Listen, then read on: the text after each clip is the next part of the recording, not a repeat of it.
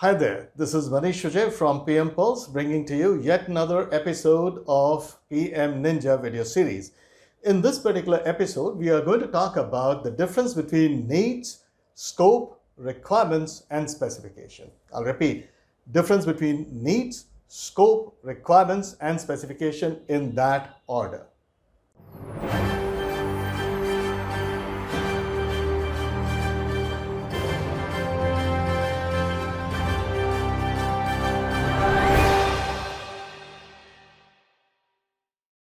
You see, what I'm going to discuss here right now about the difference between needs, scope, requirements, and specification, well, this is not only for people who are into project management. This is equally important, if not more, all the business analysts, all the consultants out there. So this is applicable for everyone who is in some form of project management or the other. Needs is something that a customer needs. Now, when I say a customer needs, let me explain that. Needs is a high-level solution for a high-level problem or an opportunity. I'll say that again. Needs is a high-level solution for a high-level problem or an opportunity. Now, somebody says, okay, there's a need. I think there's so much of coronavirus scare going around. There's a need for us to, I think this is a great opportunity for us to actually get into some kind of a medical equipment or some kind of a protective gear or sanitizer kind of a thing. And let's make some money when the sun shines, right? So people do that. A lot of people do that. So that is called a need. Now, because you not really know, but you just got this feeling, this is a great opportunity, let's try to milk this opportunity. And that's just a need. It's not very well thought out. It's very fuzzy. It's not very clear. But what is definitely clear in your mind is, I'm going to do something about this because this is an opportunity I need to harness. In this case, when I hire a consultant, the consultant will not actually tell me that, okay, your needs are great and all. If the consultant is worth his salt, he's going to start asking me some very searching questions. And what he's trying to do, he's trying to convert the need, which is very fuzzy, like it's not very well defined. He's going to try and convert that into scope. He's basically trying to do is, hey, what do you want me to help you with? What is the boundary of my work with you? What is the scope that you want? And how do you define the scope? What is it that you would do and what is it that you won't? So, for example, he might ask, hey, do you think you would like to get into protective gear, PPE gears? Would you like to go for masks? Would you like to go for this? And I keep thinking about it and trying to figure out, okay, there are a lot of mask companies and they are so cheap. If I get into the business of making the masks now, it'll be too late because now you've got fashion designers making masks for people. So I'm a little too late into this. So probably I'll not do that. So what has the consultant done with me? He's asked the right questions to scope out my needs. He's constantly saying what's not included, right? So that's out of the scope. So we are not going to do that. Then we talk about PPV. And then I suddenly realized, the capital investment, the capex requirement for creating PPE kits is quite heavy, right? I don't want to hire so many labor because there'll be labor issues and then there would be corona scare because I don't want all of them to sit together and this cannot be done virtually. So they have to sit in one place. So I do not want to do that at this point of time. So again, what have I done? The consultant has helped me scope out PPE kit and keeps on asking this question. He keeps on actually asking me these questions. And when he does that, what happens is I realize that one of the best and the easiest thing for me to do now, and even if I start now, it's not like a late start or a early start of any kind, is to create all kinds of sanitizers. Now within sanitizers, the consultants keep on asking me, do you want a floor sanitizer? Do you want a medical sanitizer, which is used in bulk by corporates and medical organizations or healthcare organizations like hospitals, or do you want the retail version?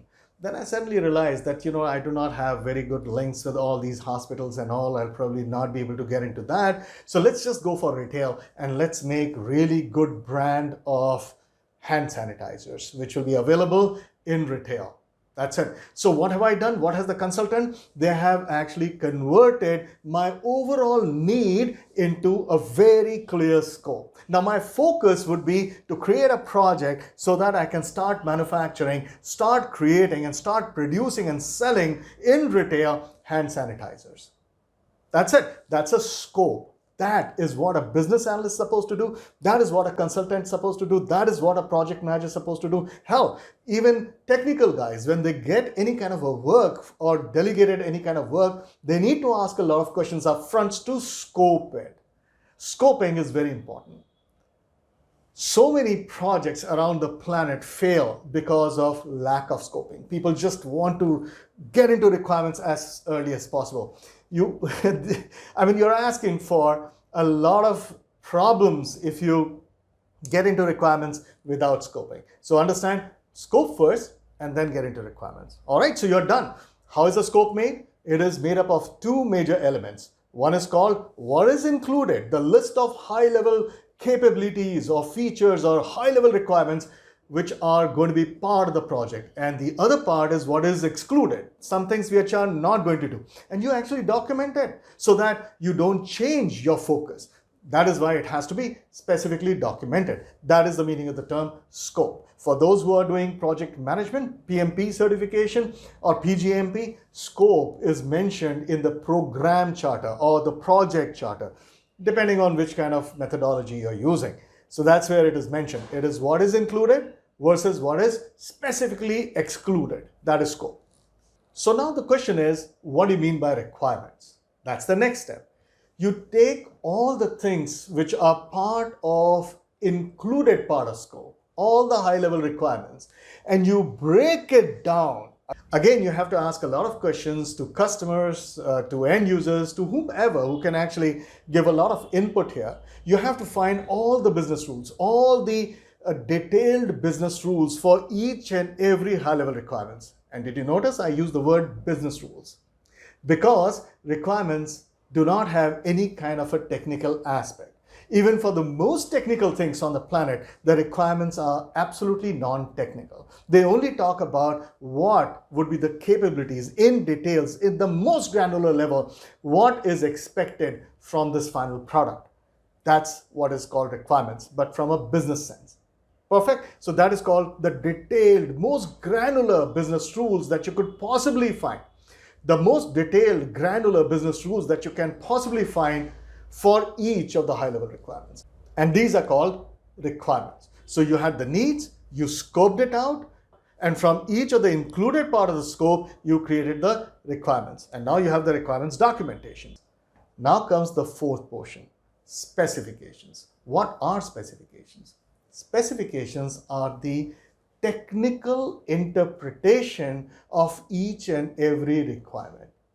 All the requirements that have been written, you work with the technical guys, you work with the chemical engineers, because we are talking about hand sanitizers, you work with the government regulatory bodies about the code of safety and FDA regulations about creation of these hand sanitizers, the kind of alcohol that will go into it, the kind of a fragrance that is allowable in these kind of things. So you'll do that. So all of that, the chemical composition, the quality of the the plastic bottle, right? The plastic grade involved, the packaging. You have to work out absolute details, the kind of machinery, the per hour production, the storage capacity. You have to do all of that so that all the requirements that you've documented could actually be physically done. So conversion of each and every requirement and interpreted technically. So the technical interpretation of each and every requirement is called specification.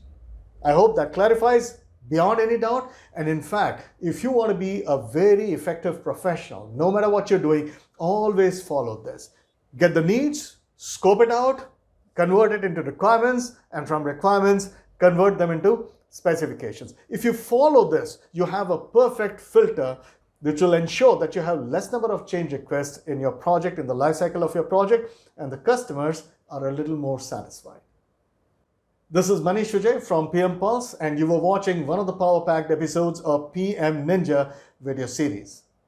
If you like it, subscribe, share it with others, leave a thumbs up mark, and what's going to be even better, when you leave some comments, I can then be able to interact with you. Leave your thoughts, what you think about this, what are the failures that you've noticed when people did not follow this particular process. Do tell me something about it.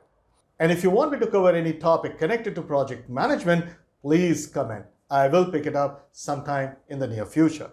But when you do that, ensure there is no topic from general operations management. That is something that I don't do. We are PM Pulse, the very pulse of project management, and nothing else. All right. This is Manish Shuja from PM Pulse. Thank you for watching.